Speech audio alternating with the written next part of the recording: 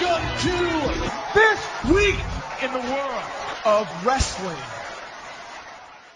Welcome to TWitWoW, the best wrestling podcast made for wrestling fans, by wrestling fans, on the web today. I'm John, that's my cohort and commentary Ashton, and this is our Lucha Underground review. My oh my, what an episode tonight. Holy crap, that was amazing. Another stellar episode of Lucha Underground. I loved it, man. We got storyline continuation with Matanza and all of that, which we'll get into pretty soon. That was amazing. Some teases for possibly some future matchups. And the conclusion of the Trios Tag Team Championships was just absolutely phenomenal. What did you think of it, man? Oh my God. This is yet another. I can't emphasize that enough. This happens, it seems like almost every week. Another example of me thinking that something was going to be underwhelming and then being absolutely blown away by it. Because when we started our Trios Championship match at I think it was 8:25-ish, I was thinking, okay, well, this is going to be an incredibly long match. I hope it doesn't get boring towards the end. As it turns out, it ended at I think 10 or quarter of, and we had another match after that. So everything that I thought could have possibly gone wrong got completely avoided, and it ended up being incredible. And what I love too, just to give a little tease without being out and out with it, the little suspicions and doubts I had about the tournament, they resolved them in the best possible way. Yeah, exactly. Just amazing. So with that said, let's get right into it with our first segment, Heat of the Night. What's there to complain about? Got zero. I even said, while you were saying Heat of the Night, I literally came out and said, you can laugh at this one. Yeah, I can, because it's a joke. It's a joke, right? Yeah, I was waiting for you to do your old Heat of the double. Yeah, exactly. Doubling over, because it's just, it's ludicrous to think that even a nitpick for this show tonight. I do have a nitpick, believe it or not, though. Okay, let's have that. Nothing to do with the Trios Tag Tournament. It just seems like Pentagon Jr. got beat way too easily tonight. I think that was the problem with some other people, too, that saw this match. Either that or that Pentagon Jr. just didn't go over, period, which I'll get more into that a little bit later. Well, I can understand wanting Sexy Star to go over because from a logical conclusion standpoint, that's what makes the most sense. But just the fact that she won with a regular old, an inverted lung blower? Yeah, inverted lung blower and then right into the pinning combination. Yeah, I feel like there should have been something more, but that's really the only negative that I can say about this whole show. And that's not holding anything back, nitpicking at my best. Right, and not even to disagree with you, but I think, too, in a way, it only works because that's kind of been Sexy's MO since day one. Just getting those hiccup victories with either those pinning combinations or just, out of nowhere. She's never really been one to kind of win a match where she really punctuates it with something, It's always like that hiccup, I caught you with something, the win. It's kind of a problem that I've had with her, but the more it happens, the more I think it just kind of works with the character and the kind of person she is. She'll fight till the bitter end and she'll find a way to win, and she found a way to win. So I could certainly see where people are coming from, but I just think it's her MO, so. Yeah, I feel you on that. But, with that, I mean, like you said, that's you trying your hardest. That's just that's the best you could extrapolate from the show to nitpick. So, with that said, let's roll right on through to our Lucha Underground review. And, brother, we open up with a cinematic open. Dude, I was even getting ready to say, Lucha Underground, I thought we were watching Sin City for the first 5 minutes of this show. Yeah, I was like, Sin City, I actually wanted to open this up being now meanwhile, back at Mortal Kombat, because we made so many references, and it's again, we see Angela Fong writing in her journal, and you know what, Ashton, I want you to take the wheel on this segment, because I know you were really excited about it, because I think this, I don't want to speak for you, but is it safe to assume that this is your favorite storyline going on right now in Lucha Underground? One of, yeah, last week or the week before I probably would have said but this week, the main event, just everything about it made me happy, and yeah. Yeah, but I'll have you take the wheel on this one. So, what did you think of all this? Oh, dude, I loved this. This was so freaking cool. Okay, so let me just kind of walk everyone through it, just in case they might have missed it, or if some people maybe listen to our Lucha Underground reviews without actually being able to watch Lucha Underground. So we have the cinematic open. Angela Fong is, like John said, writing in her journal, and she says, he thinks my anger is my biggest weakness, but he's wrong. It's my biggest strength. And then we see this scene of her in, like, it almost looks like a parking garage, but I guess you could kind of take it as like a dojo. But it looks like it's made of cement, so that's why I said parking garage. And you see someone's hand turn all the lights out, and next thing you know, she's fighting like 5 or 6 different sort of faceless attackers, sort of like just generic people attacking her. And she beats all of them pretty handily. And then El Dragon Azteca turns the lights back on and lines up like he's getting ready to fight her. And in the meantime, she's like hunched over, kind of like trying to catch her breath. She's breathing heavily. Next thing you know, El Dragon Azteca says, your enemy will not wait for you to catch your breath. And they end up getting into a fight, and they kind of tussle a bit, and then she gets him into like a hammerlock and says, I hate you.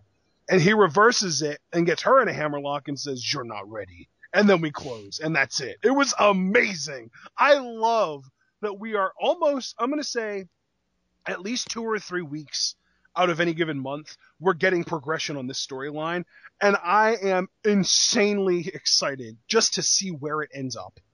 Oh, you and me both. And here's the thing.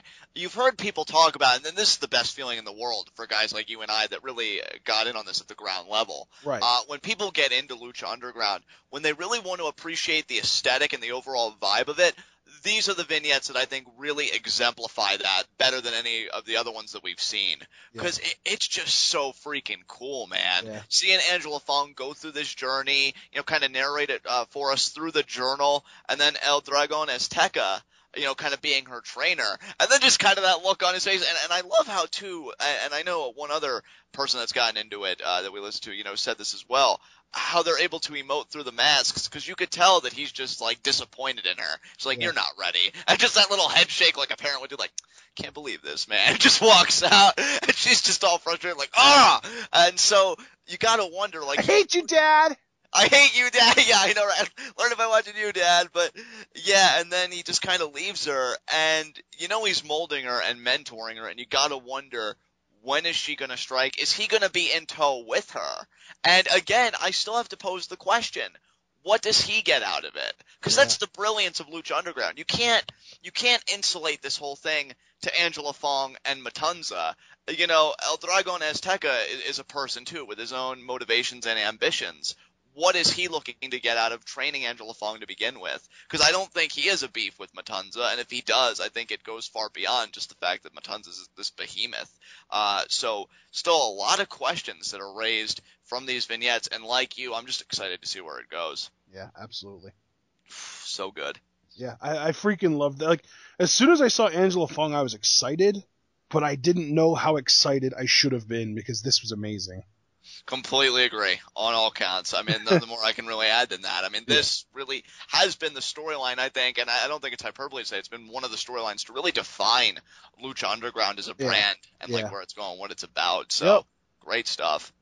Definitely. Absolutely. All right. So once we get through that, which it was a shame to see it end, because that's the kind of thing that I could just sit through an hour worth of every week anyway. But yeah, we get match 1, Sexy Star versus Pentagon Jr. We did talk about this a little bit already.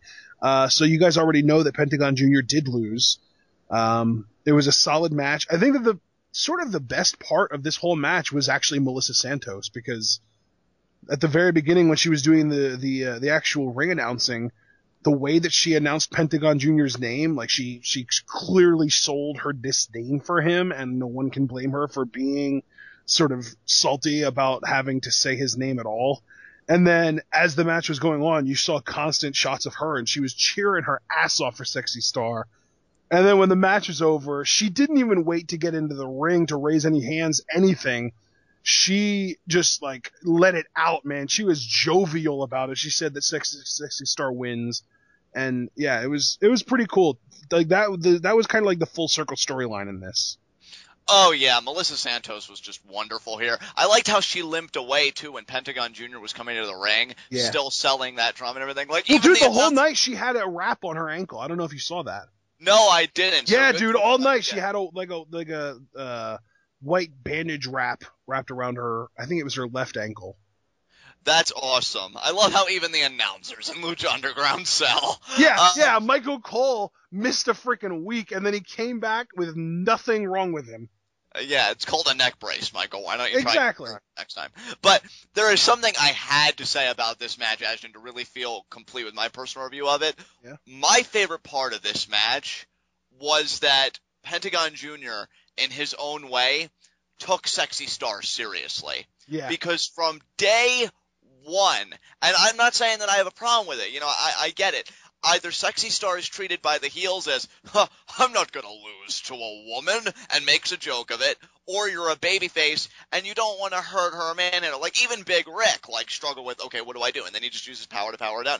Pentagon Jr. was the first opponent to really take her seriously, because he doesn't see gender or any of that. He sees sacrifice with everybody. Yep. And that's what makes him the perfect opponent for a person like Sexy Star, because finally someone doesn't give a crap and he'll bring the fight to her. Yep. And I think this is the match that Sexy Star needed, because people needed to see her. Because here's the thing, her whole story, and I, again, give credit to Vampiro. People can say what they want about him. He's really growing on me as a commentator because he tells the stories, and I love that. Talks about how Sexy Star, the mask saved her life. She was contemplating suicide. She was bullied. She was beaten. She was a product for a long time of abuse until she took the power back. And that's a great story. And I think that that's a very personal story, and it's a story that reverberates to everybody, to all levels of people. And you see this, and if you remember that story, you think, oh man, now she has to dig down deep. Now it's almost like Pentagon Jr. is preying upon her biggest fears, those nightmares that she thought she escaped from. Yep. And you really have to see her fight. And again, this is a match that I think she really needed, because before, and I would always say, she's racking up the wins. She might be the first female Lucha Underground heavyweight champion, which, by the way, I'm still sticking by that prediction. But I felt like she really needed that win where I'm like, okay, Sexy, you went to distance. You made a connection. Everything was awesome. And when you see Pentagon Jr. just beating the crap out of her, and the crowd just really rallying behind her more and more with each offensive maneuver that Pentagon Jr. nailed, which credit to him, because when the match started, the crowd was divided, and he was just so malicious in his assault. He actually was able to have full crowd support for Sexy during parts of it. It was great for her. I think this is the match that really solidified for me. Yeah, she's going all the way with this. They've got something very special planned for her. I don't know when, but it's coming. She's something special, dude. Absolutely, yeah, she's awesome. And just one more point for me, because I know we kind of touched on this a bit in Heat of the Night, but for the people that are upset that Pentagon Jr. lost, here's my thing. If Sexy Star was to lose, you know that the only way that was going to happen is if Pentagon Jr. broke her arm. And then, to be realistic, you'd have to put her off TV. And I don't think Lucha Underground wanted to make that investment. I feel like Sexy Star is too big a star right now, to want to kind of write off TV even for a little bit. Like I said, I think they've got some kind of plan for her, whatever that is. So, yeah, I definitely think the right decision was made. Could it have been a bit more punctuated, a bit more dominant, just to make kind of Pentagon Jr. look better? Sure. But again, Sexy Star always gets the kind of hiccup victories, and she did it again. And Pentagon Jr. was pissed after the match, so I don't even think this is over. I think Pentagon Jr. will get a measure of revenge down the road. But for now, that was a great match. Really enjoyed the story those two told. And if there is a rematch, which I'm thinking there will be, I'm excited for it. Yeah, absolutely. I mean, I guess here's my thing. He lost already. It came down to him, Sexy Star, and Superfly against, I think they were going against the Family, and he was the one that ate the pin in that match. Right. So it's not like we've never seen Pentagon Jr. lose before. I just wish that it would have taken more to beat him. Right.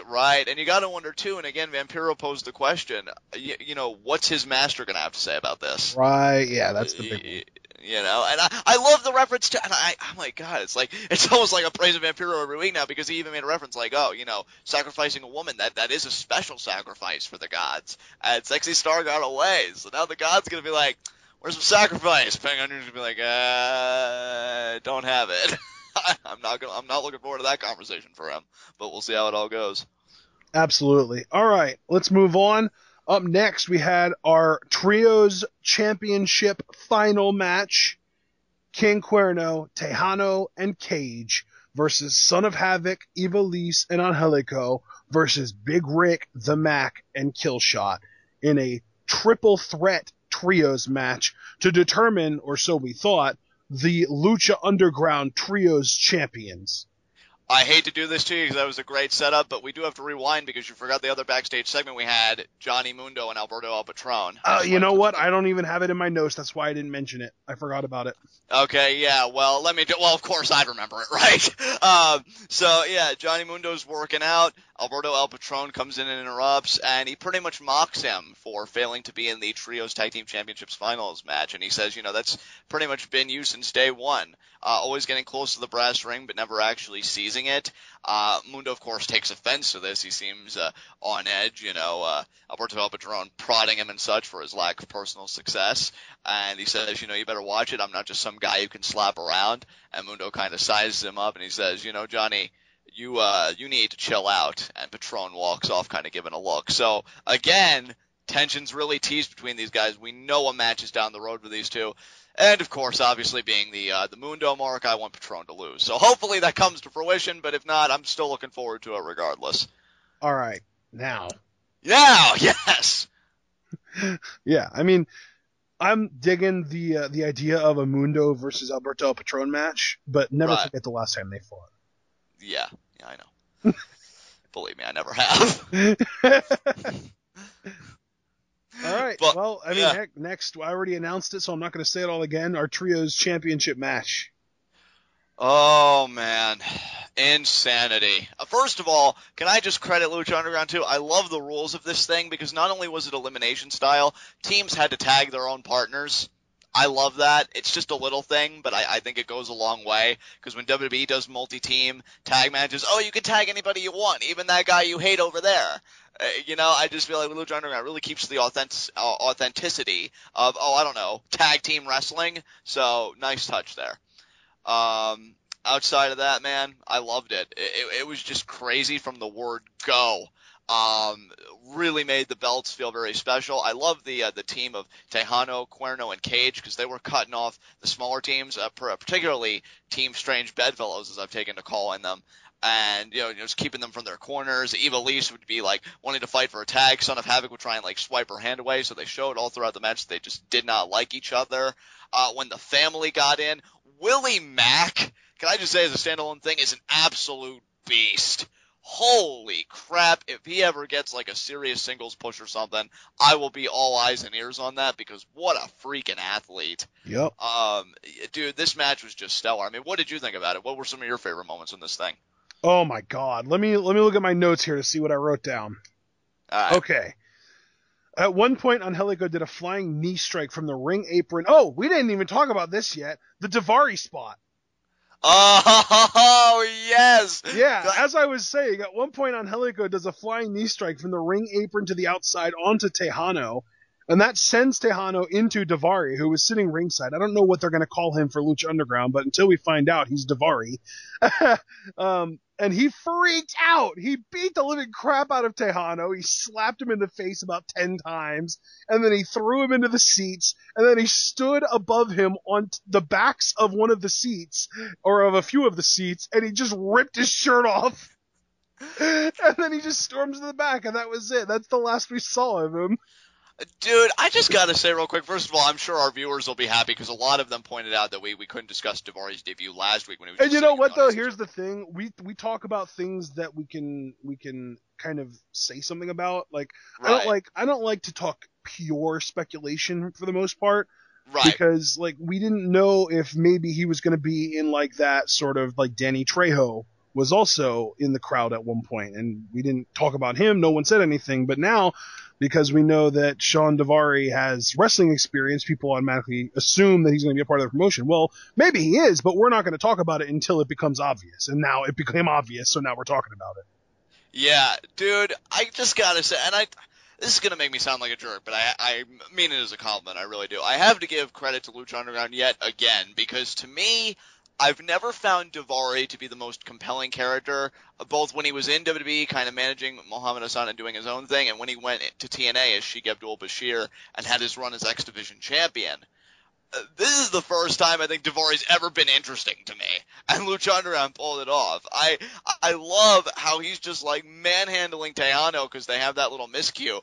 The funniest part was probably when he like pressed him up against the steel post after shoving his face into it and just bitch slapped him literally across the face multiple times. Yeah. And then, as you said, threw him into the chairs, stood on one of the chairs, and ripped his shirt off. Which I don't know. Again, it's not meant to be belittling, but there's something hilarious about that image when he's a smaller guy and he's ripping his shirt like he's the Hulk or something. Like, yeah, all pumped up. That was great. I mean, say what you want about his stature. The dude is huge. He is freaking. He's ripped. Oh, he's ripped. I mean, I heard a story once about how he subdued a guy starting trouble like on an airplane or something. Just crazy. Like, guy's legit, so I better be careful who I'm laughing at. But yeah, great way to introduce somebody, really. I really approved of that. And really it raises further questions because here's the thing.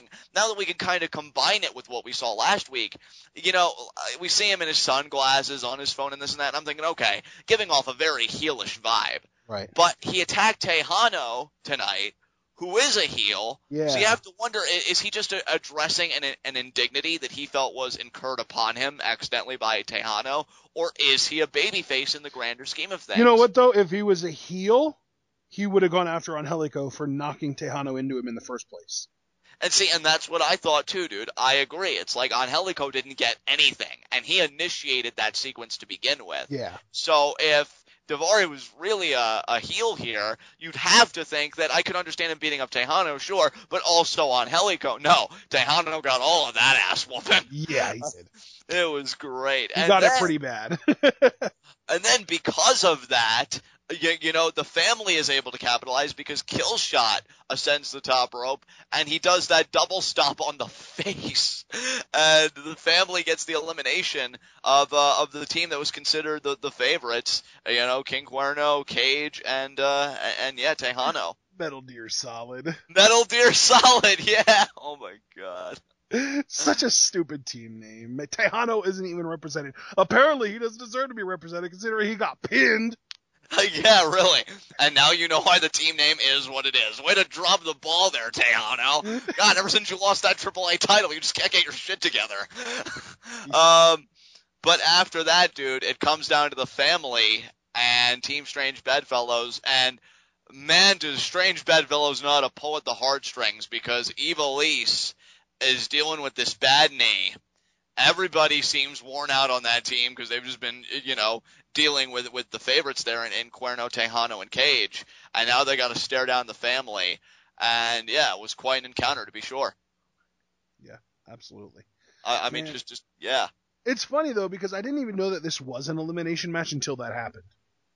Oh, see, because I thought they either announced it. I know commentary pointed out the rules that was one of the rules. Yeah, I mean, they might have. I must have just kind of blanked at that point. Right. Spaced out and didn't realize it. But yeah, when they said or what was it? The family? No, it was that team. I don't remember. I don't think they gave them a name, but he said they said that they were eliminated, and I was like, oh, what a relief. They didn't. It's not over. It's not over. The family didn't win. It's not over. We still have a chance. Right.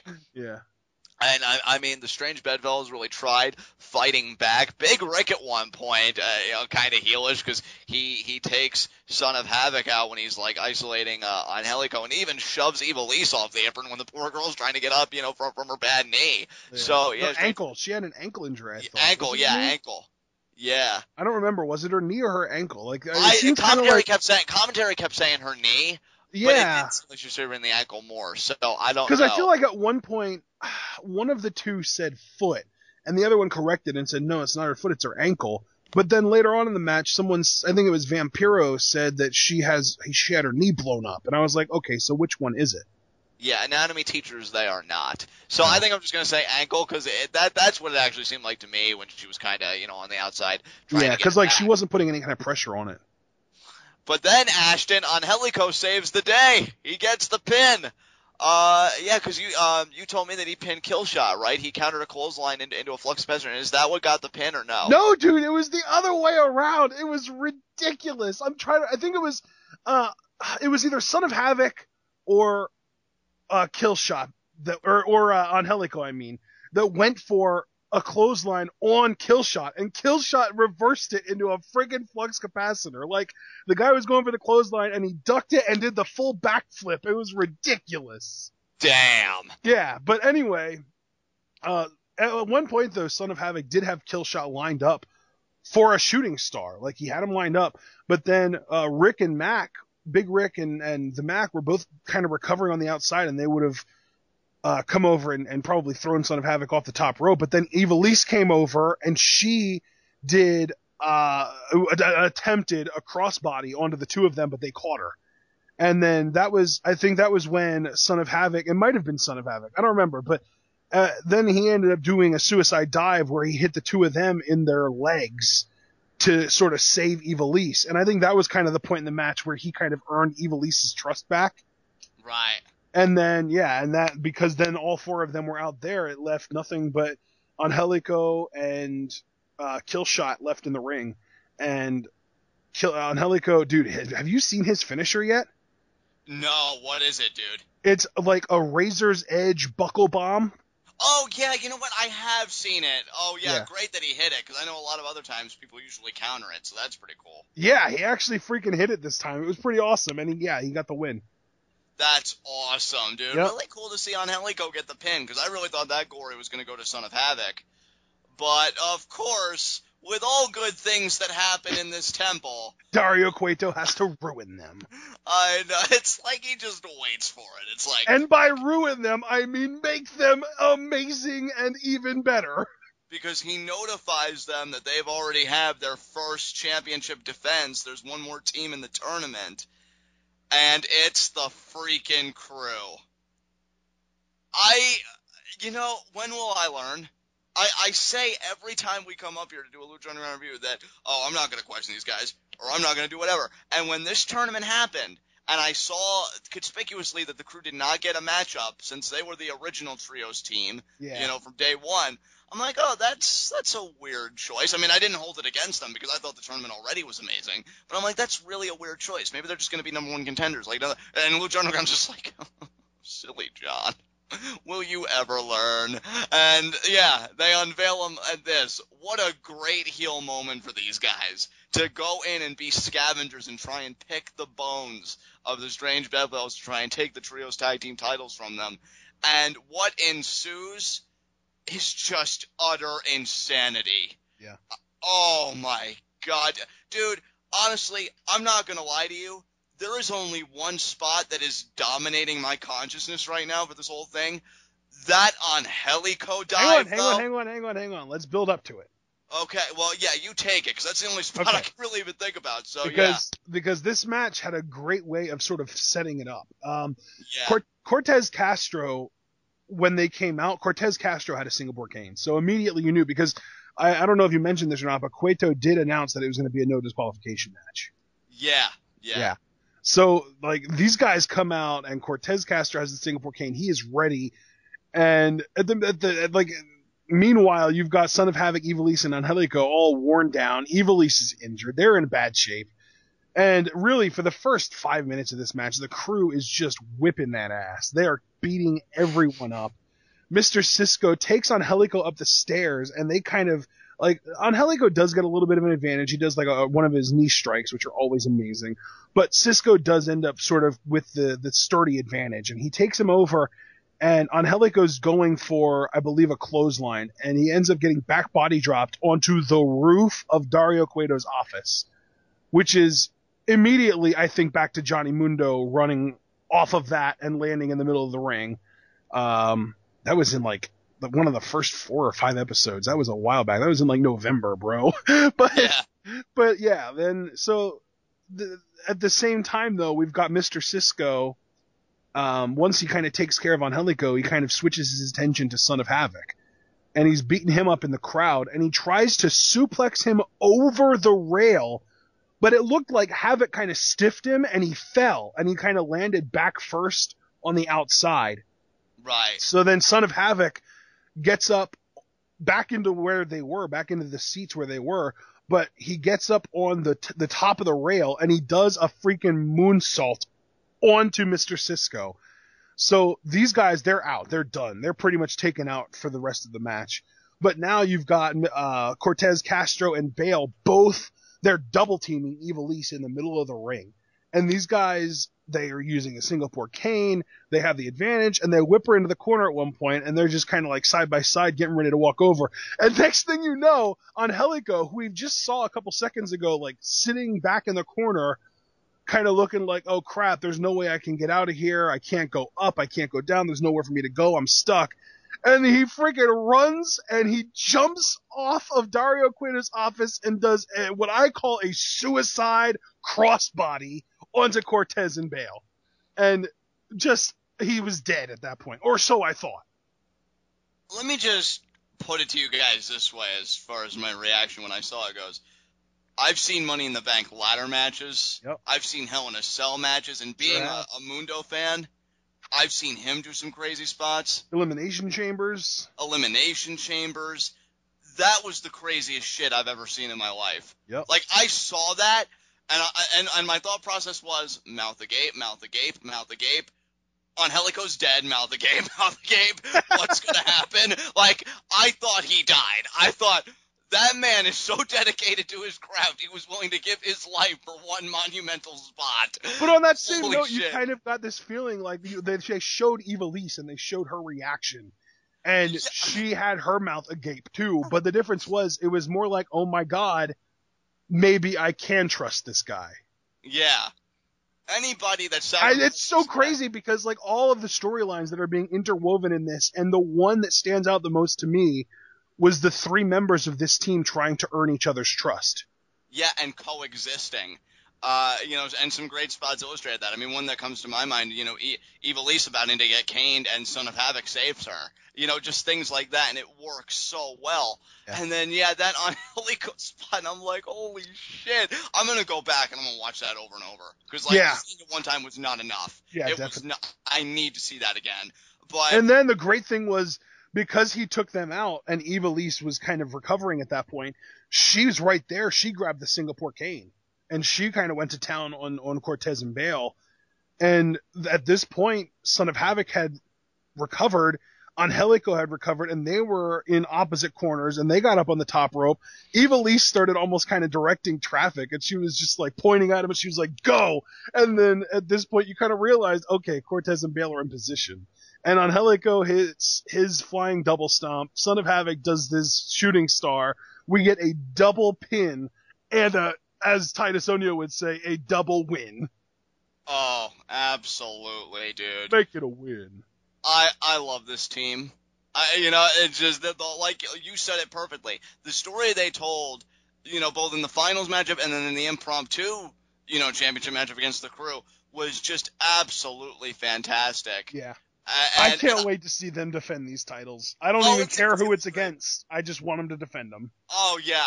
Title defenses are going to be great. What I love, too, and it's always kind of comical, because at first, you think that they just came out of a war zone or something, and they're so elated and everything, and they all hug each other, and Angelico's like the first one to push away, like, wait, I still don't like you guys. Give me my championship. So, there's still that dislike, but I think they learned through this match, hopefully, that they can count on each other and they can trust each other. And that's going to be such a fascinating dynamic. Yep. Because just because I trust you doesn't mean that I like you. It is two different things. So it's going to be interesting to see how that all plays out. And can I just say, too, and I wanted to mention this in our personal review of the tournament finals, I love how the way this match was booked, they were able to take Ivelisse, who, for all things considered, was kind of the villain of this story because, Son of Havoc dumped her. Everybody was ragging on her for it. Oh, the nagging girlfriend, this, that, and the other.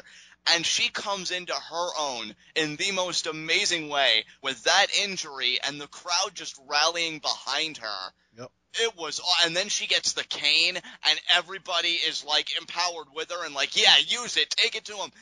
And the solidarity she had with the audience tonight, unbelievable.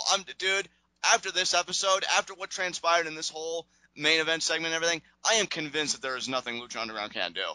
It tells me, yeah, anything these guys want to do, they can do it, and they can do it with the confidence and brilliance that we've come to expect from them. Just absolutely awesome. Dude, the greatest thing here, and I mean, it's unfortunate if the second half of this is true, but for Ivelisse, this is one of two things. Either A, she is the greatest seller of all time for selling her ankle for as long as she did, or B, that was a legit injury. Her ankle was legit hurting that bad, and she really is the baddest bitch in the building for finishing that match the way she did. I know, right? I mean, God, I hope it's not the latter, because that has serious implications, but... Either way, though, either way, it's huge for her as a performer, as a person, as an everything. If people can watch that and not gain a shit ton of respect for her, I lost respect for them. Yeah, I mean, when have you really seen, in a North American, promotion like this, a woman win in a main event setting like this of such intensity, a championship that, normally would be, I guess, considered other places outside of her division. And Ivelisse just looked absolutely phenomenal in this role. I can't wait to see all three of these guys just continue to come into their own. Son of Havoc still ridiculously over. Angelico, I think I agree with Matt Stryker tonight. I mean, his star was definitely born after this. I feel like he was one of the more under the radar kind of guys on this team. But he burst on the scene, literally. Holy shit! yeah, really.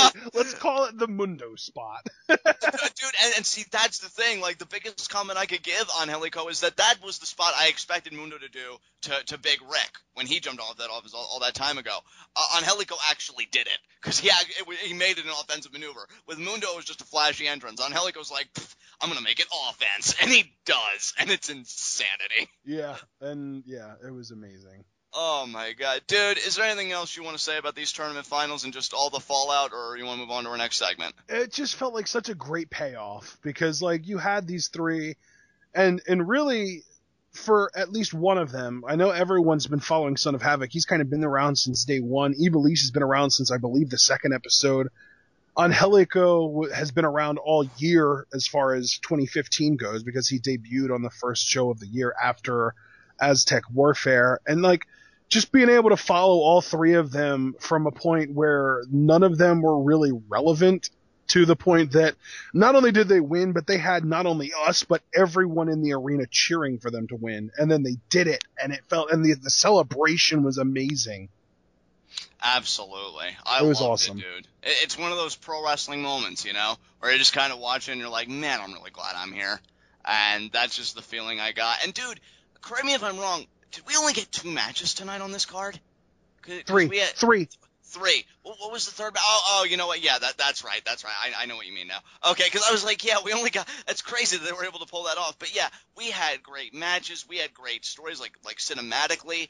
Again, the little tease with Patron and Mundo, which I can't wait for. Oh, dude, I'm checking Ivelisse's Twitter right now, and apparently she's saying that she hurt her knee and she thinks the crew broke her damn ankle. Oh, wow.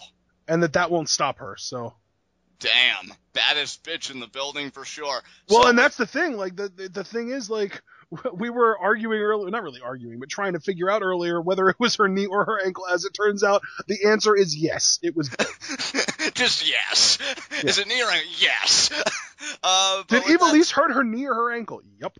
Yeah, but that doesn't. Forget it. But anyway, let's move on to our next segment. Then high spots and low shots.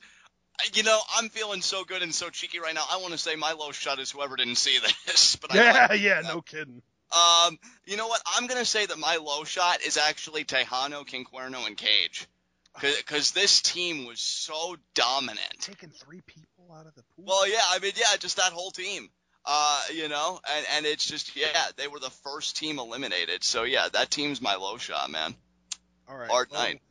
Because you did the broad spectrum, you did the broad brush, I'm going to pull out the fine little fine pen and be a little bit more specific. My low shot is Texano. Yeah. Because not only did he get the living crap beat out of him by Daivari, but he got bitch slapped, which was obviously very demeaning. And to put sort of the icing on the cake, he got pinned, causing his team to lose in the first place. Absolutely. Yeah, what a rough Because, I mean, match as to do. crappy as Cage and Cuerno must feel, they weren't the ones that lost the match. They just didn't win it. Exactly. Yeah, even Cage kind of had to look like, man, you guys suck. Pretty much. So I completely agree. I can't wait until we get to see the Dream Team. Cage, Mundo, and Puma. All those abs. I wasn't even thinking about that, but you're right. There are like 30 of them between the three of them. 30-pack. That's the team name, 30-pack. Oh, God. All right. High spot for me, Sexy Star. Ah! Dude, she freaking earned it tonight. This is the match I've been waiting for her to have. And she had it, and she killed it. I'm telling you, first ever female Lucha Underground heavyweight champion. I think you can guarantee it at this point. She somehow always finds a way to win. And again, I think that matchup really made a connection with her whole backstory and her character. And it just made it all the more emotive for me, all the more passionate for me, this whole victory she pulled off. So can't wait to see what she does next. And Pentagon Jr. seems to be seething, but we'll see if Payback's in his future. But for now, Sexy Star is definitely my high spot. All right, well, you had the broad stroke low shot and the very specific high spot, so I'm going to have the specific low shot and the broad stroke high spot.